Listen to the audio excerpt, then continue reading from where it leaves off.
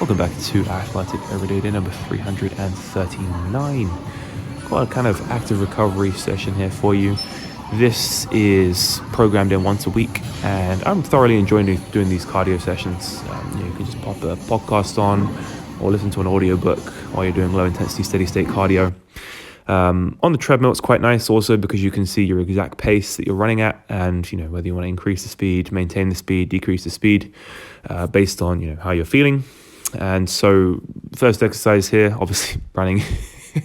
But yeah, I'm trying to maintain a sort of 6.5 to 7 minute mile pace, just continuously for the duration of a mile. Benefits of running for athleticism, just low intensity running, is that I think there's a lot of evidence to suggest that doing regular running improves the elasticity of the foot and ankle complex. I've heard Daniel Back from Jump Science talk about this quite frequently, that just generally running and doing more low intensity plyometric exercises improves the elasticity of the foot ankle complex. Apparently there's something to do with the fascia around the foot and ankle becomes tighter and more elastic, and it's capable of storing and releasing more energy.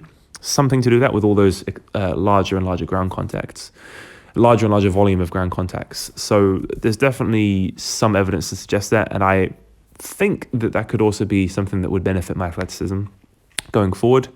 Again, it's something we'll have to try and see, but a mile a week is not going to be causing me to fall off massively with my strength or my explosiveness. It's not going to be too bad. Then I did 10 minutes on the Airdyne bike, trying to maintain a moderate pace. I'm not trying to go super duper low intensity, so I'm not feeling anything. I'm going to the point where I'm kind of at that boundary where I'm starting to find it difficult to breathe through my nose. As soon as I start to find it difficult to breathe through my nose while exercising, I know that I'm pushing myself to a certain level. So on that boundary, for me, is right about the boundary where I start to break a sweat. For other people, it might be different. Maybe some people can continue to breathe through their nose even when they're sprinting full out.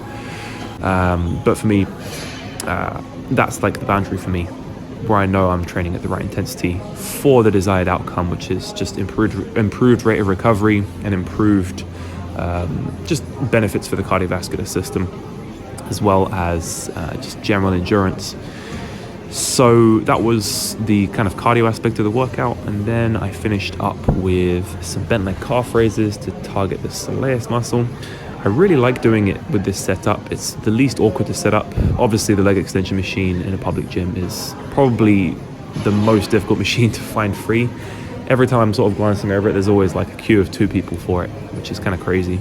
They should really get some more leg extension machines in this gym, but I almost never use it for leg extension. I use it for leg extension isometrics, for teletendon issues, which luckily I haven't been having any of, and then I'll use it for bent leg calf raises. It's one of the best ways to set up. Super simple. You have to just put a plate underneath, and then you've got fantastic range of motion, great stimulus on your soleus muscle.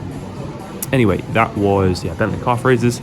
Then I finished up with some Nordic hamstring curls. So I've been falling off on doing these for a while, and whether I have them in my training or not, I don't often get hamstring issues, hamstring tears, hamstring strains. I've never had a hamstring tear or strain that's significantly impacted my ability to train.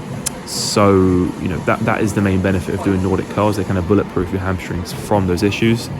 But if you sprint as much as I do, you jump as much as I do, it's likely that eventually I am going to run into an issue like that, unless I do improve my capacity to do Nordic hamstring curls. So I figure, why not doing this with this setup, try and improve my ability as much as possible. So the setup isn't the best for progression because there's only a few bands I have access to, and the length tension relationship of the band and where the most tension is on the hamstrings in the range of motion is not optimal.